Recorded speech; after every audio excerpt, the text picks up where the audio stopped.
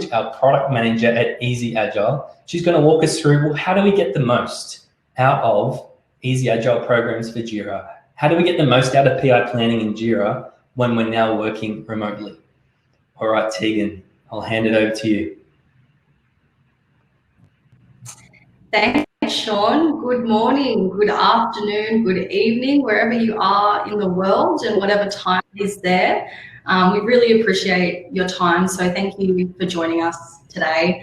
As Sean mentioned, my name's Teagan and I'm a product manager here at Easy Agile. So Sean touched on some of the PI planning considerations for distributed teams. And what I wanted to do is over the next 10 to 15 minutes take you through what the execution might look like using Easy Agile programs. So full disclosure, Easy Agile Programs is an app that we created here at Easy Agile about 18 months ago. And it was really spawned out of the feedback that we were receiving from some of our enterprise story maps and roadmaps customers who were really struggling with cross-team planning and cross-team visibility inside of JIRA. So we ultimately built Easy Agile programs with the goal of helping those teams scale their planning in JIRA by providing a native tool and as a way that they could get cross-team visibility and a better dependency visualization inside of JIRA. So with that being said, what I'm hoping to do now is take you through some of the PI planning agenda items and what that might look like in a digital and distributed setting using programs. So things like the setting of business context, the product and the solution vision, team breakout sessions, and also those pulse checks on a weekly basis. So using a virtual program board to check in for the Scrum of Scrums and the weekly PO syncs as well. So I'm going to jump straight into a demo of programs and we're going to walk through those agenda items together. I'm just going to share my screen with you all. Okay, wonderful. So full warning for everybody on the webinar today, I'm a bit of a Harry Potter nut. So I've actually created this program based on Hogwarts School of Witchcraft and Wizardry. So yeah, bear with me on this one. So when we created programs in the most simplest form, a program is a collection of Agile boards on a synchronized cadence. And what we're looking at here is what we call the program roadmap. And the program roadmap is a timeline that visualizes your program increments. And your program increments are represented here as these blue boxes. So you can see that I've created a PI. It's called Semester 1, and we can see it on our timeline here. What we're also able to do with the program roadmap is we're able to see the features that we've committed to delivering over the course of a program increment. So you can see them on our timeline here. We can see when they're due to start, when they're due to be delivered in context of the sprints in our program increment, and also the ownership of the teams over those particular features as well. So we can see, our Gryffindor team has ownership over, features 5 and features 6. And at the top, we've also got a few shared features. So features 1 and features 2. So we require the effort of multiple teams within our program to help us to deliver on those features. And lastly, what you can see on your screen here is we're able to identify any dependencies that exist between features on our roadmap. And I'm going to touch on what the colors of those lines mean a little bit later in the demo. But that kind of brings us to PI planning agenda item number 1, which is setting of the business context. In a physical PI planning session, this might look like a business owner standing in front of a room of up to 150 members of the release train with a face-to-face kind of communication style where they might be going through a presentation, for example. So what that might look like, digitized and using Easy Agile programs, is we could embed that content in the program details section, which lives on this program roadmap page. So all members of our release train have access to this page, and this is where they can access information about the program. So I'll show you where that lives. So if we click on Edit Program, we're going to pop this dialog which shows us some of the information about our program. And as I've got a Manage Program permission, I'm able to edit this page, but members of your release train who don't have this global permission will just be able to view this in a read-only format. So you can see here that I've linked out to Dumbledore's address. And this lives in a Confluence page, and this is a really great way to provide access to maybe a more visual media, so a pre-recorded video, for example. And this is a really great way to ensure that all members of the release train are seeing your business owner kind of face-to-face in this distributed way, and that they have access to this video throughout the entirety of the PI planning session and also well into the execution of the program increment as well. So that's our first piece. If I jump back into the program roadmap, the program roadmap also offers a digital and distributed friendly way to visualize the product or the solution vision. So in a physical PI planning session, the product manager would present kind of in the same format that the business owner would present the business context, a bit of a presentation that would look at kind of a list-like form of the features that we're committed to delivering in this particular program increment. So in Easy Agile programs, how we could kind of adapt this to a digital and a distributed friendly way is that we can schedule our features on a visual timeline, and we communicate a few things to our teams by doing it this way. So we're able to communicate, what are we working on? So we can see, you know, features 1, 2, 5, 6, 4, 3, 7, and HOG 8. These are the features that we're committed to delivering in this particular program increment. We can see pretty clearly, you know, which teams are responsible for the delivery of these particular features, and which features do we actually require the combined effort of multiple teams within our program. We can clearly and visually communicate to our teams, you know, when are the features expected for delivery? You know, we're going to start HOG 5 in sprint 1, and we need it to be delivered by the end of sprint 3. And we're also able to visualize any dependencies that exist across those features.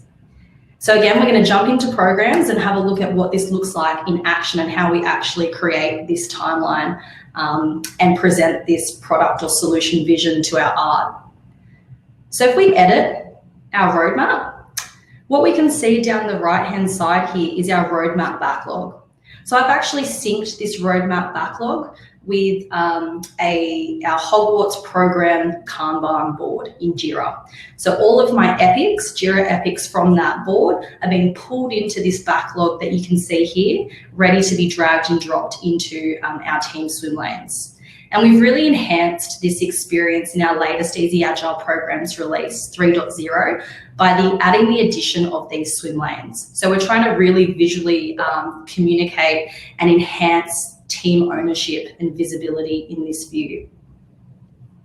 So in my quick filters section, and this is also an enhancement in the 3.0 release, I'm not particularly interested in seeing every feature that I have on this program Kanban board. So I'm going to select a quick filter, and I only want to view my features that have been accepted for this PI. So I've just toggled my quick filter there, and then we simply drag and drop these features onto the timeline, and we can extend their dates here to show delivery and start date. If we go back to our program roadmap, we can see that we've added this particular feature here. This brings us to one of the next agenda items in PI planning, and it is without a doubt the most collaborative aspect of PI planning, one of the most important aspects of PI planning, and that's the team breakout sessions. So if I click on my Gryffindor board, it's going to take me into this. Each team will have their own dedicated kind of breakout or team planning board. So we're currently looking at the Gryffindor team planning board.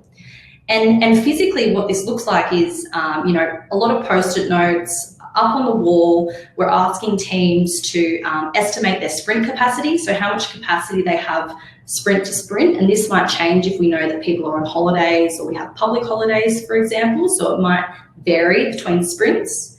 We want to break down the allocated features into stories. So giving the teams ownership over their features, asking them to break down that work, and then also estimate the effort for each of those stories.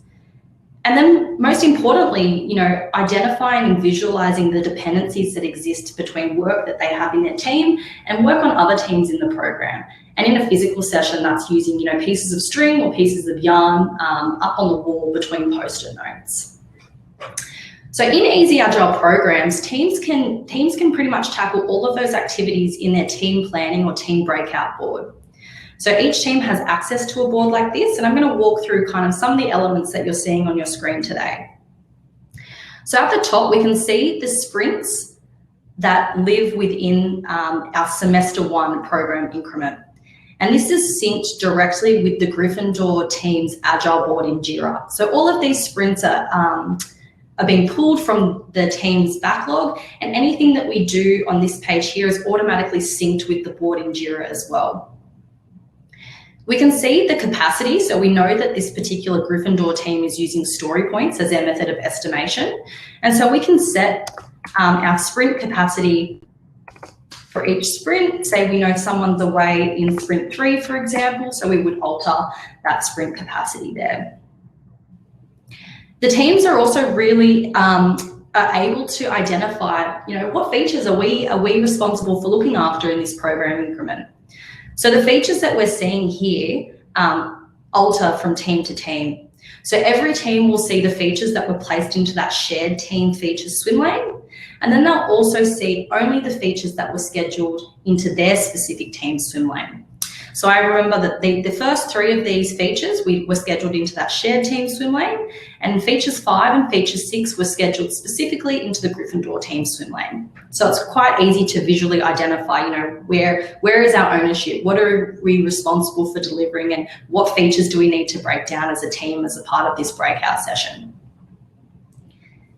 Each team also has access to their backlogs. So over here on the right-hand side, this is the backlog that's being pulled directly from the Gryffindor board in JIRA.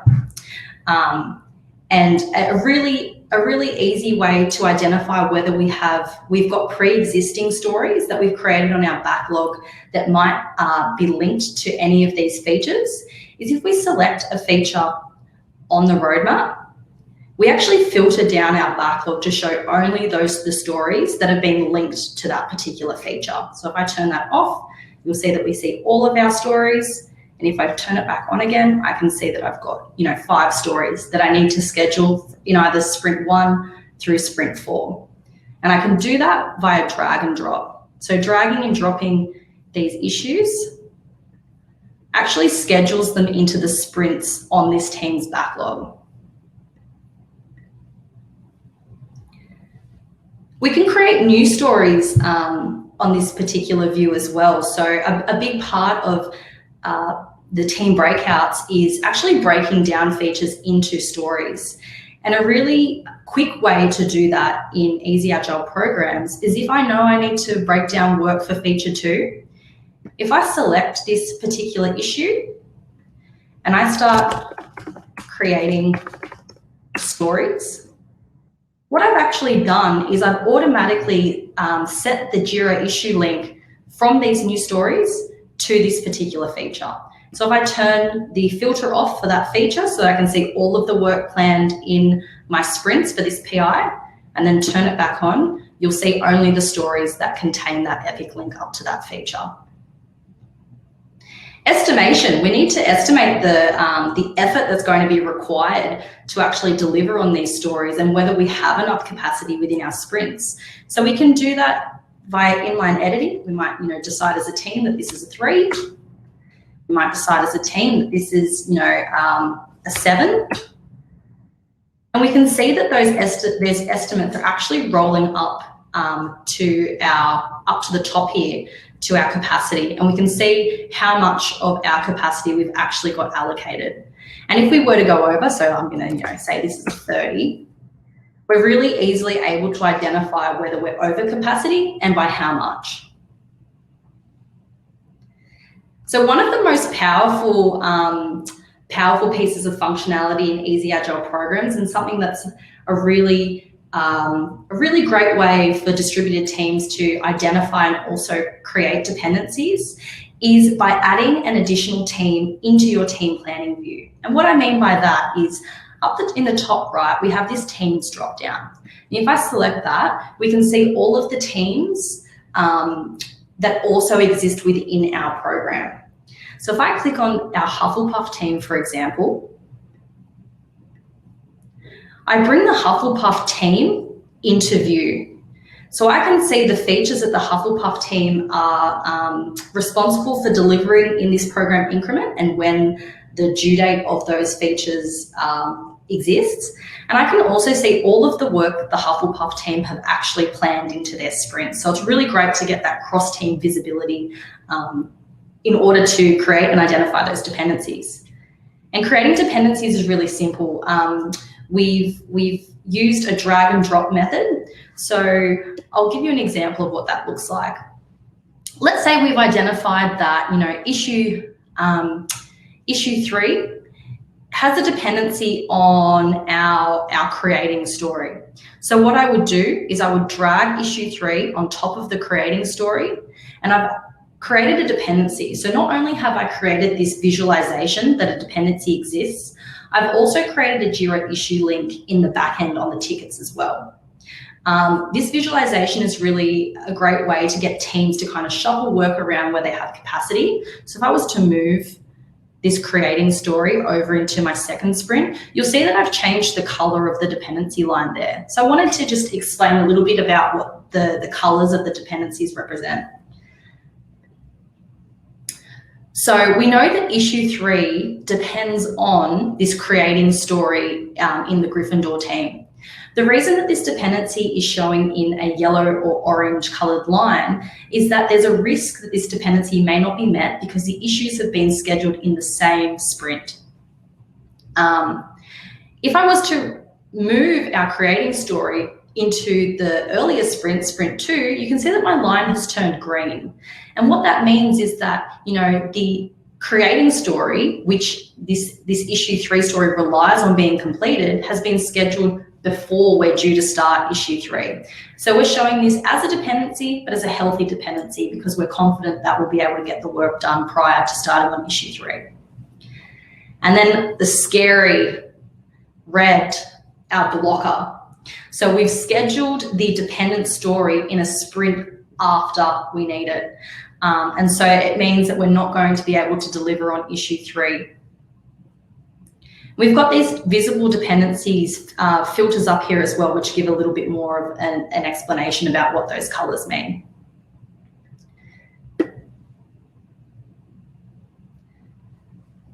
So if I go back to view my increment overview, just taking a little bit long to load.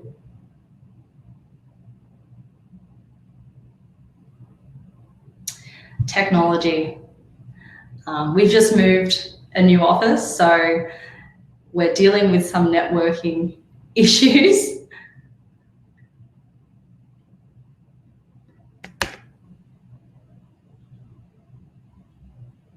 Thanks for bearing with me, everybody.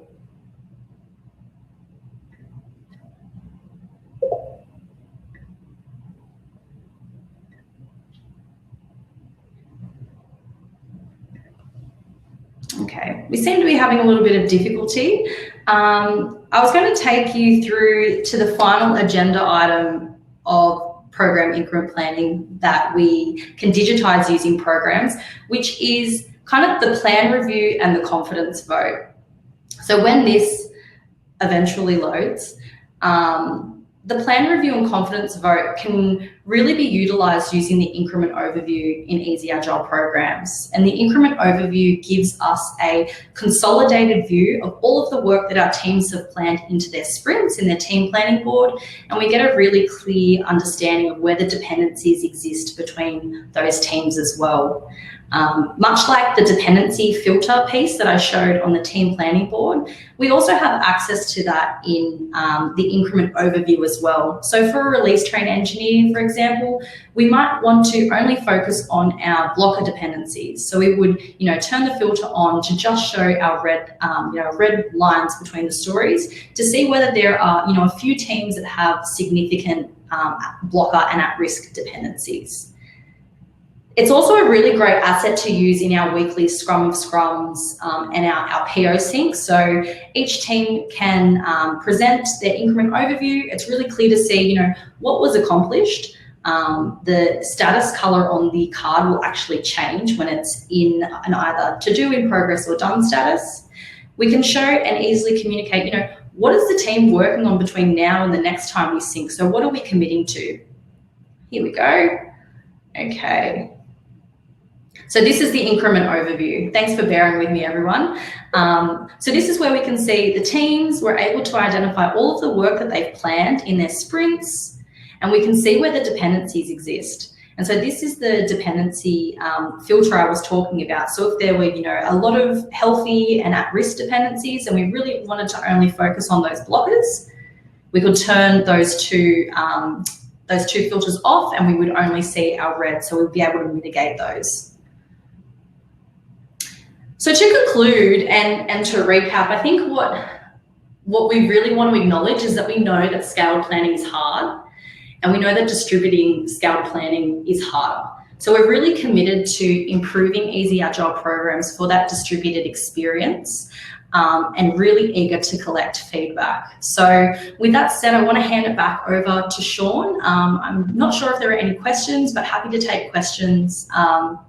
From all of you, and really, again, thank you for joining and bearing with me through the technical glitches.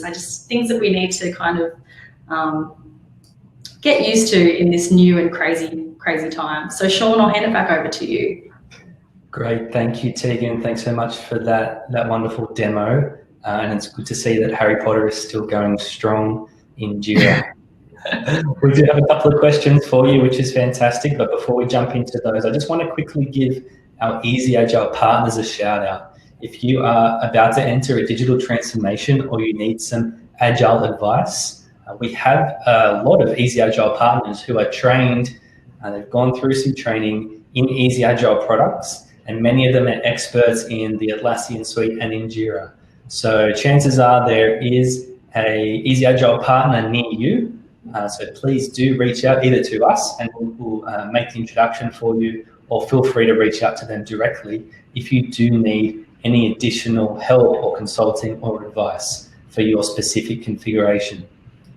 All right, Teagan, let's jump into the questions. Our first question here is from Darren at FinoComp, and he is asking you that this example that you've just used actually shows one JIRA project.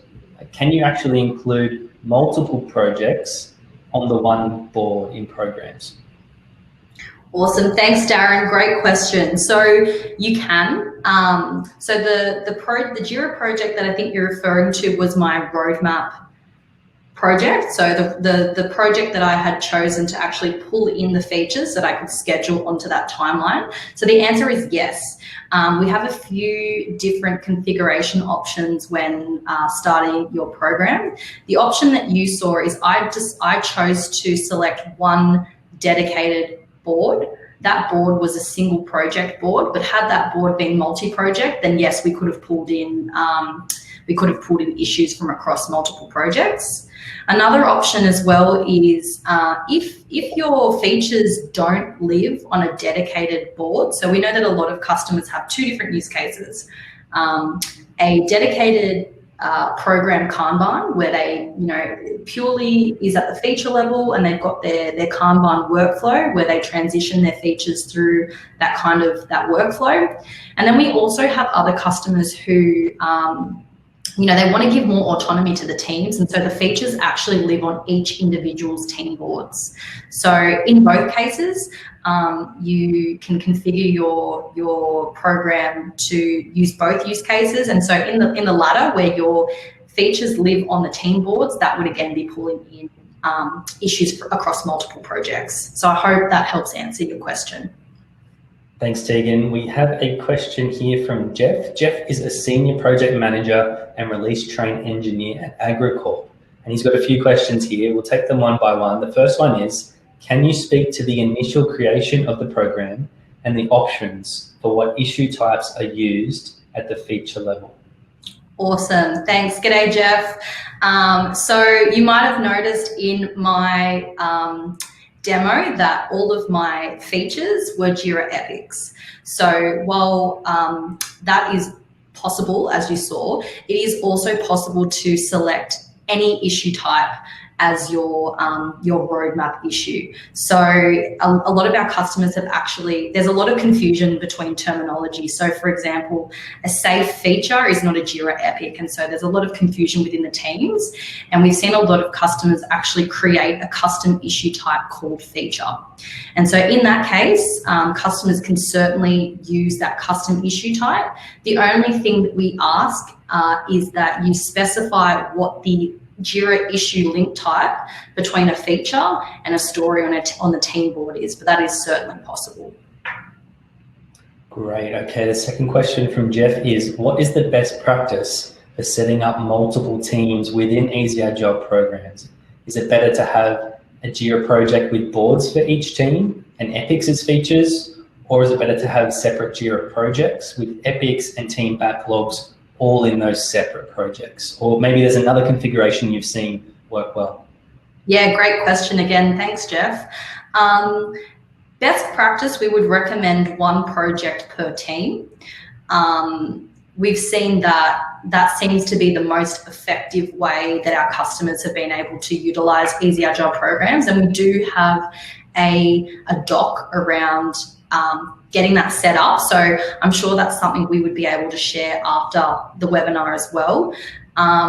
With regards to the using epics as features, that's totally dependent on how you use those issue types in JIRA today. So the majority of our customers do use JIRA epics as their features, just given the native, epic linking between features and stories. But again, as I mentioned, we do have customers who've created those custom issue types. It's a little bit more legwork because you have to identify what the issue linking looks like between those custom issue types and the stories, but can definitely be used both ways. So yeah, use best practice, one project per team. And when it comes to the roadmap, epics are certainly easier because they're a native JIRA primitive, but it's not always possible for teams. Great, thanks, Teagan. Robin is an analyst at Boeing, and she's asking what version is this available on? I assume that Robin means what version of JIRA is programs compatible with, and do you need any specific plugins to use Easy Agile programs, or is programs, how can you get access to Easy Agile programs within JIRA? Great question. So Easy Agile programs, from memory, is compatible with JIRA version 7.4.0 up until 8.9.1. We do have compatibility testing on the list of things to do for the next week or so. So I believe that's 8.11 is the most recent JIRA server version. You don't need any other plugins in order to utilize any of the functionality that I showed you in programs today. It's just JIRA and Easy Agile programs. And we really try and leverage as many of the existing JIRA primitives as possible. Great, and for Robin's sake, Boeing are already using Easy Agile programs within JIRA, so please reach out to your JIRA administrator if you'd like to have access to Easy Agile programs within your JIRA instance, because they are already one of our fantastic customers. We have a question here from Patrick Coe. Patrick is a release train engineer also at Boeing Aerospace. Thanks for tuning in, Patrick. Patrick has asked that he's located in the US and he saw C Prime as a partner. So the question is, could he collaborate with C Prime on training program stakeholders?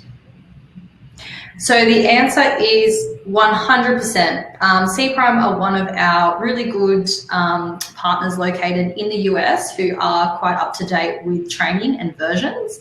So what we can do, Patrick, is we can actually give you the contact of the consultants at CPRIME who are trained in Easy Agile programs, and we can get them to either you can reach out to them or we can get them to reach out to you after the call. Great, thanks, Steve.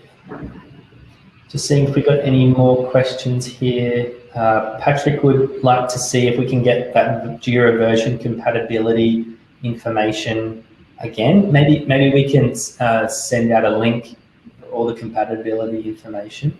Yeah, the compatibility information as well. It's if you head to our the Atlassian marketplace and search for Easy Agile programs, you'll be able to see the earliest JIRA Server version compatibility up to the most recent JIRA Server version compatibility. So yeah, after the call, but again, so 740 is the earliest JIRA Server version that programs is compatible for, and 891 is the most recent server version that programs is compatible for.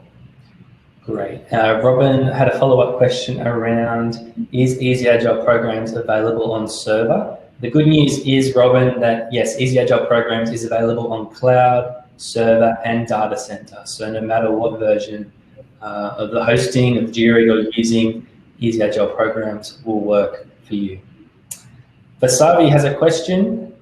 Vasavi asks, say we have over 2,000 JIRA users, but only a couple of Agile teams. Do we have to pay for every JIRA user? Thanks for that question, and this is a question that we do as Atlassian marketplace vendors, we do get quite often. So the answer is yes. So you, the way that Atlassian licensing works for any app vendor is that you have to match the highest JIRA user tier with a program's license. So as you mentioned, you've licensed JIRA software for 2,000 users, so you would need to purchase a 2,000 user Easy Agile programs license. Unfortunately, that's the licensing kind of mold that we have to adhere to, and unfortunately we don't have any flexibility on that. Great, thanks Teagan. I think we've almost come to the end of our questions. Thanks so much everyone for those really good questions. Lots for us to think about as well. Just reflecting on some of the polls that we asked, some of the poll questions. An interesting result, we asked, have you run a remote PI planning session with your team before? And 50% of people said yes, and 50% of people said no. Hopefully the content from today's webinar will help you run your first remote PI planning session. But of course, these tips are applicable for in-person sessions as well. So if you're lucky enough to live in a country where you can still run in-person PI planning sessions, then Easy Agile programs will also help you. And we have many customers around the world, like Boeing and Disney, who use Easy Agile programs for both distributed and in-person PI planning sessions. The other question we asked was, what has been the biggest challenge you've experienced or barriers you have to remote PI planning? 50% of people said it's about maintaining engagement remotely. That's their biggest challenge. Other people said the technical glitches, we experienced some of that today, and also preparation, making sure that everyone's prepared for the big day. Yeah, they're definitely challenges for us as well.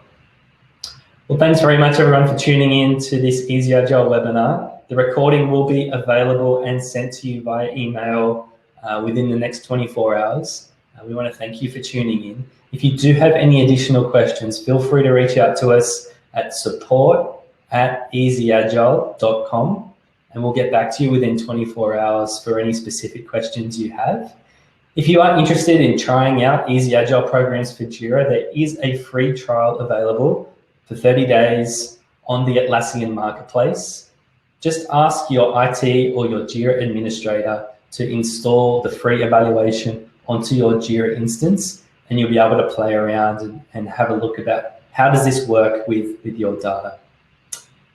For any future webinars, thanks for that question, Darren. we'll definitely email you if we're planning any webinars in the future. I'm sure we will, because we had great engagement today. So thanks again for tuning in, and we'll see you next time.